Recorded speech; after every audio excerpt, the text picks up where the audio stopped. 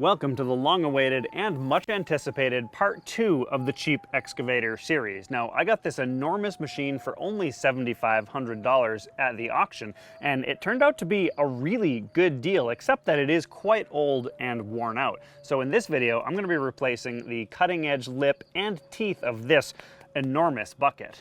I mean, look at what I'm dealing with here. These teeth and the cutting edge itself, they're extremely worn out. This one in particular is cracked here and it looks like it's about to fall off. Now, this is what a cutting edge is supposed to look like. It's got these nice sharp teeth and these are actually replaceable for when they get worn out. The lip itself is 1.5 inches thick, so some serious welding and cutting is going to be required to install this. Also, because these buckets are made from a special hardened steel that resists abrasion, welding on them is not just as simple as pointing your MIG gun and pulling the trigger. And one quick housekeeping item, in part 1 of this series when I changed the oil, I sent a sample off to the lab for analysis and I said I'd have the results in part 2. Well, I do have the results and I'll talk about those later in the video. So I got Peter Zila here helping me out. Cheers. And we're trying to figure out where do we cut this old lip out so that we can fit the new lip in it. And then the machine we're using, look at this big boy. This is the HDP MIG 2800i, and it does a cool thing called carbon air arc gouging. You see it's got a gouging mode there. This right here, which we're keeping dry, is a carbon rod. It's kind of like a stick electrode, except it's made of carbon and it's got a copper coating. And that rod fits into this, which is kind of like an electrode holder, but it's a carbon air arc torch. If you look right there at the end of the torch, it's got 3 holes where a high volume of air comes out to clear out the molten metal. So the sides of the bucket are extremely worn, and I think they originally would have come out to right about here, so we're missing like several inches of material, and that makes it so that the lip is held on by, well, a lot less material, so it's a lot weaker. Now, if we add on top of that, these are not the actual teeth, but rather these are the teeth holders. And if you look at this one over here on the end, you can see it pretty well. A tooth fits over this, and then it gets pinned in right here. And so the teeth would normally stick out quite a bit farther, and that would put a lot of leverage on this lip. So because these are worn so far back, it's kind of okay as it is. But if I install the new lip with the teeth coming out here, there's almost no material here to really hold it in place.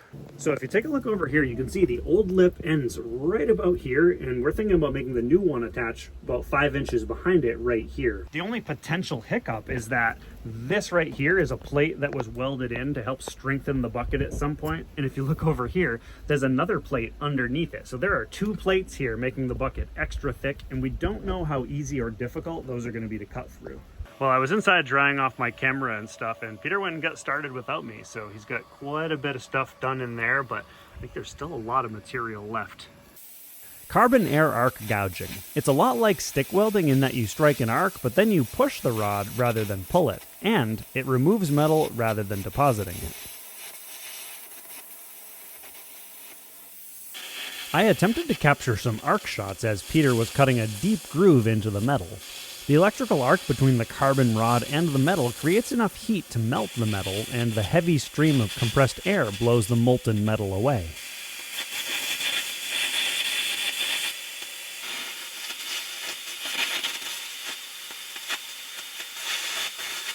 Peter wants to get out the oxyacetylene torch to do some cutting with this now.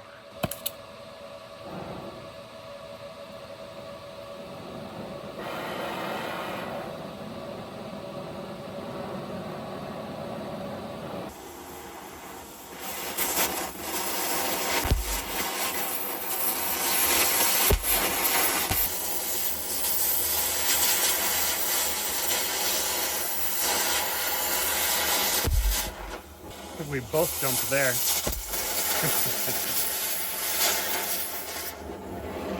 Yeah, there's not enough. I'm a little bit low on oxygen, so we're going to save this for later, and we're going to switch back to arc gouging rods. Well, we're making progress. Peter's cut all the way through on this end over here. All right, here we go. This is going to be my first time trying this. We'll see how easy it is. So the first step is to turn the air on by hitting this little button here, but it's really loud, so I'm going to hold off on that for a second. And then we leave about maybe, what, 5 or 6 inches sticking out? So the carbon tip goes on this end, the part where the copper is not. And then I sort of strike an arc and then push it along where I want to gouge. And you want to make sure you do not pull it, because if you do, it deposits carbon into the metal, which causes problems.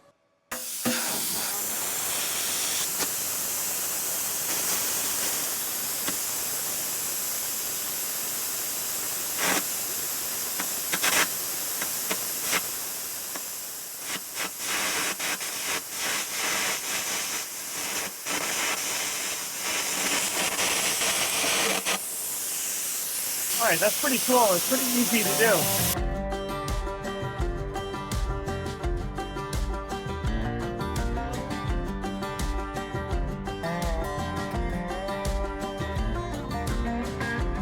Well, it got dark, so we called it quits for the night, but we pretty much managed to get the whole thing cut out, except for a little bit in this corner. If you take a look here, you see there's quite a bit of a gap here in between the plate that was added and the original bottom of the bucket, and it kind of looks like there's also a third layer in here too, a very thin one though.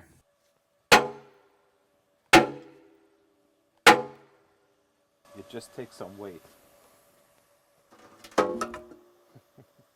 All right, great success. We got this bad boy out, and now the task at hand is to do some joint preparation. Like, we got some material to remove right here so that the new lip fits in. And then the rest of this, we have to bevel these edges so that we have a proper weld joint. I've seen this done on YouTube before, but I don't know if it works.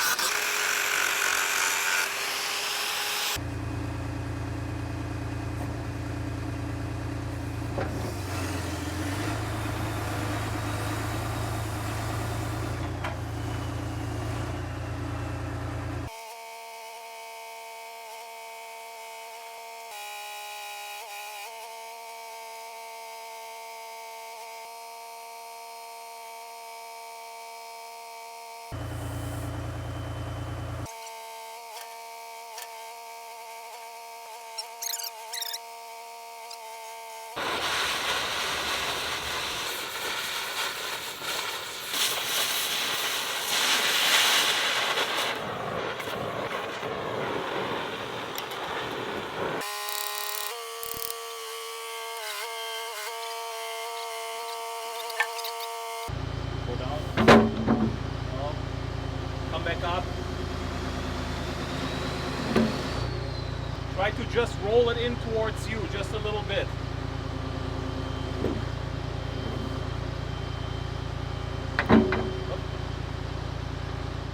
I mean, that's lined up pretty well right there. Do we want it lined up there, or do we want the bucket lower? No, yeah, so look underneath, then you'll know. Or do we want it somewhere in between? No, you kind of want it right there pretty much.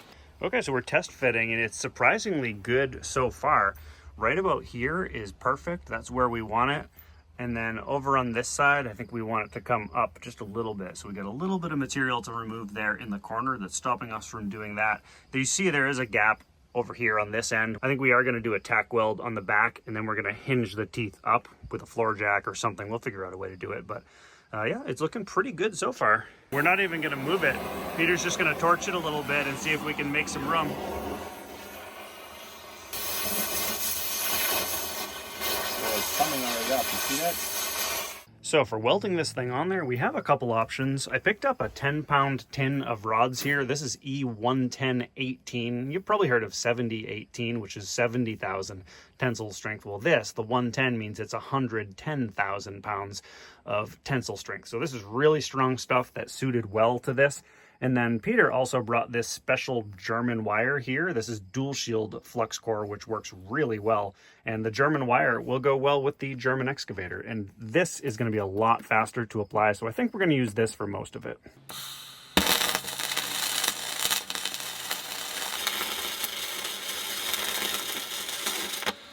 Well, we got it tacked in place with two 1-inch tack welds right there. And then if you look over here, look, the tack welds pulled the lip up to fill that gap in perfectly. So we threw a couple more tack welds in here just to get this really securely in place. Now look at this weld right here.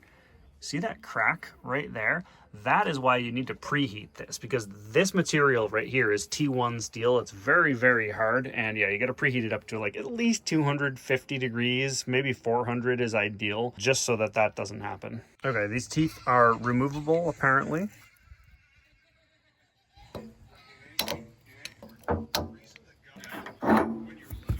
Simple as that. Look at that.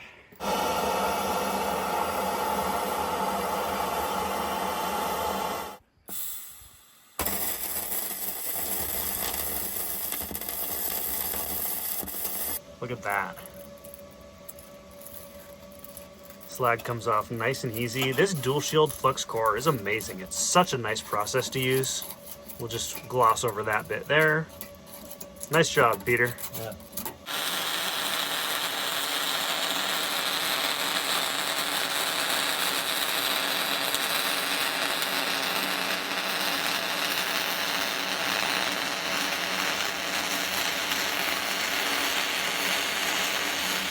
Peter is welding like a madman, and we're getting like 325 degrees. So yeah, these teeth on the outside did not come fully welded. They were just tacked in place so that just in case we had to move them or do something like that, we'd be able to do that. But we kept them as they came, and now we just have to fully weld them in place on the top and also on the bottom. I mean, the temp there, I'm getting like 389. That's really that's good. 400 right there. Yep.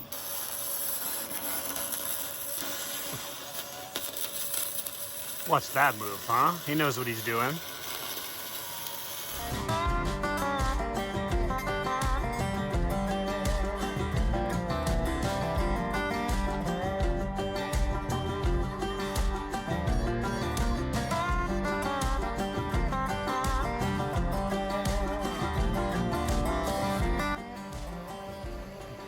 .505 degrees over there. Peter has been welding like a madman, and he just finished the inside of it.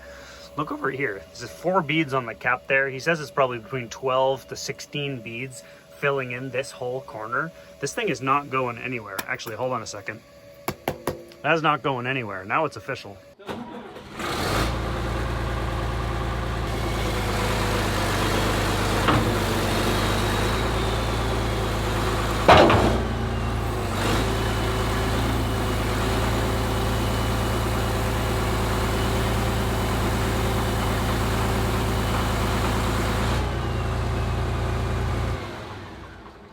So now it's time to weld the back side of it, and we are not resting the bucket on anything. We're sort of just relying on the hydraulics to hold themselves in place. It was doing fine earlier with no real noticeable drift. Up here on the top, we have a nice groove that we can fill. Over here, the groove is pretty good down at the bottom. It gets a little bit tight up top, so I think we're gonna do a little bit of gouging on this just to make it so we have a nice joint to fill in with weld. And then also we have to get these, I don't want to touch it because it's really hot.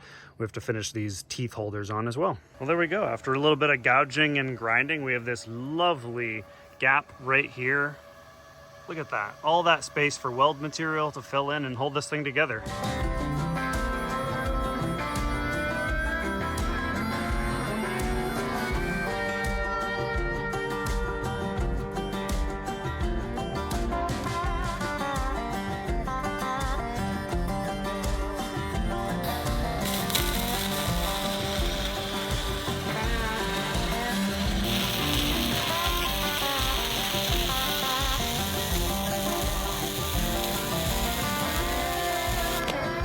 All right, let's see how easy this comes off.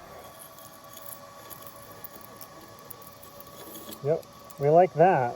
Well, we're looking pretty good here. We got the tooth holder all welded in there. We get this welded. There's a lot of material there. That's tied in really well. And then I put 5 passes up here to weld that in. Most of the strength is going to come from how this is welded in here on the side to this big beefy piece right here. Well, it's a few weeks later and Peter is long gone, and he brought his welding machine home with him, but there's still work to get done. So I'm left here with my tin of stick electrodes and my 300 amp TIG welding machine, which of course does stick welding. The machine is the HDP Invertig 301 AC/DC. While I have the bucket in this position, it's convenient to repair this right here. Look at this.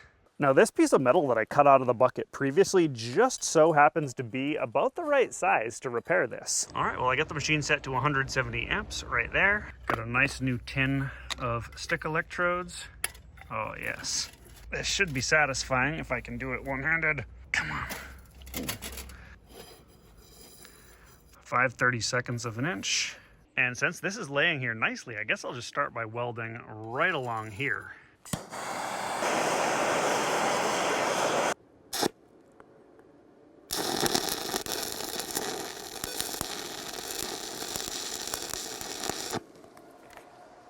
Okay, there's a tack.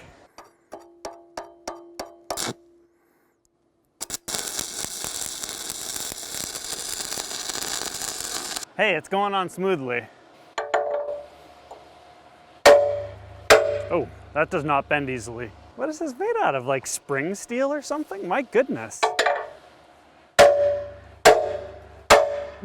That doesn't bend at all.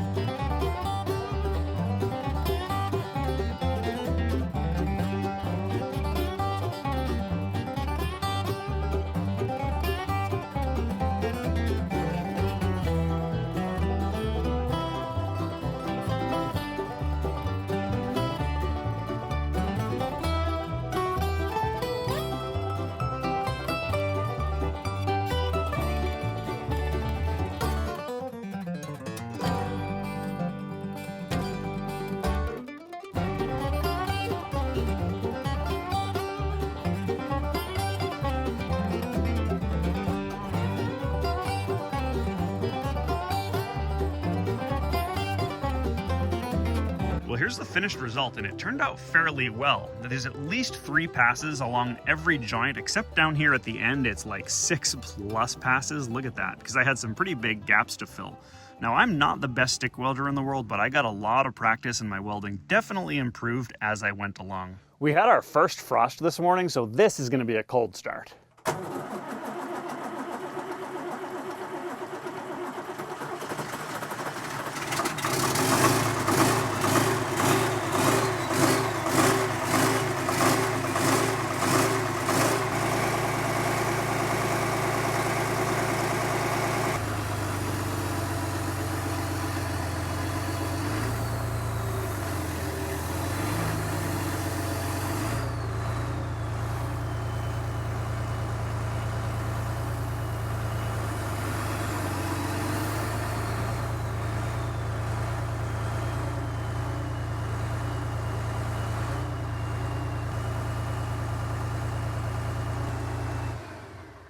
At this point, I think the most important thing to do is to tie in these edges right here, because along here in this joint, there's a ton of weld material.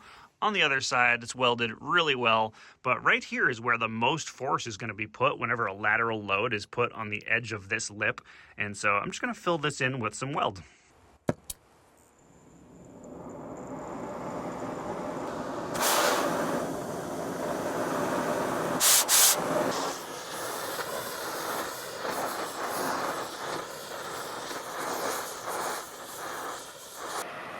Well, 300 degrees, 294, should be good enough.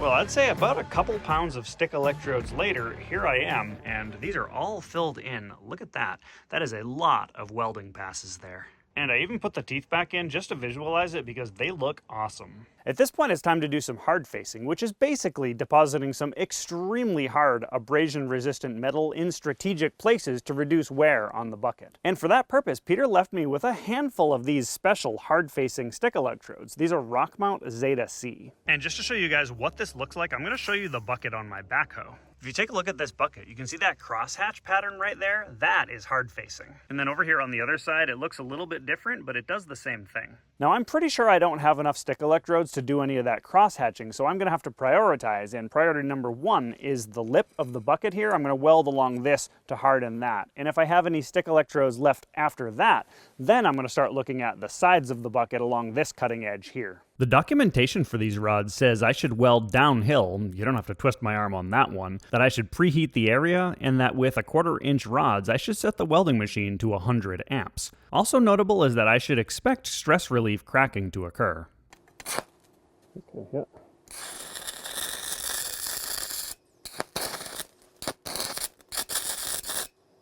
You can see I'm having a hard time keeping the arc going. Ooh. It's a little tricky. And my excuse is that I couldn't see because my welding helmet was set too dark.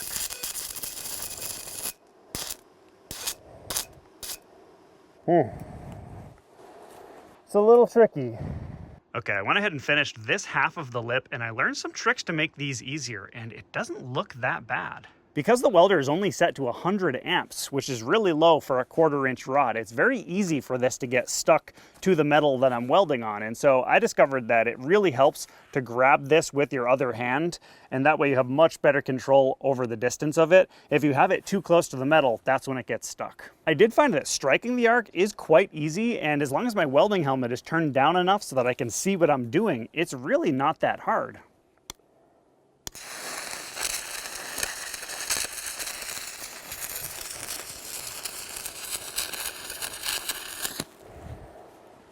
Pretty good. I finished welding the lower lip of it, and I am surprised that it only took 1 stick electrode to weld the whole thing. And it looks pretty darn good too.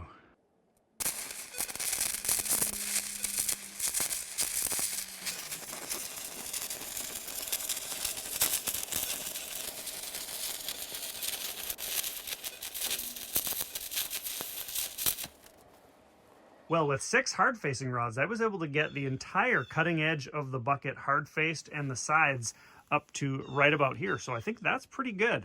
And I even had some left over, so I hard-faced these welds right here and on the other side because I think this weld material is softer than the rest of the bucket, and so this should protect it from wear.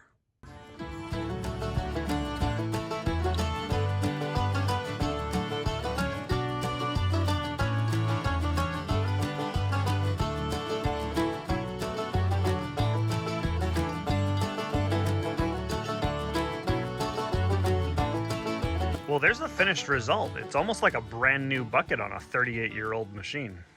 Now, there are a couple things stopping me from using this bucket for digging at the moment, and the first is here in the cab. The throttle here is stuck. This happens after the machine sits for a little bit, and so I think I need to replace the throttle cable. And while I'm up here, the other thing is that this right here, I believe, is the drive motor that rotates the upper part of the machine. And this is loose, like it moves around when I rotate the machine, which is probably really bad. Hopefully I can just tighten those bolts up, but I'm not sure. It could end up being a difficult repair. I have 2 things to follow up on from part 1 of this series, the first of which would be the oil test results, and for that, let's go to voiceover. Right. When I bought the machine, the oil was totally unknown. The test results, however, showed a higher than usual iron content that could be caused by excess wear of steel parts. Alternatively, it simply could have built up over a long oil run. Otherwise, the oil looked good with no contamination issues and effective filtration. As recommended, I'll send another sample off to the lab at the next oil change to see if the high iron levels persist.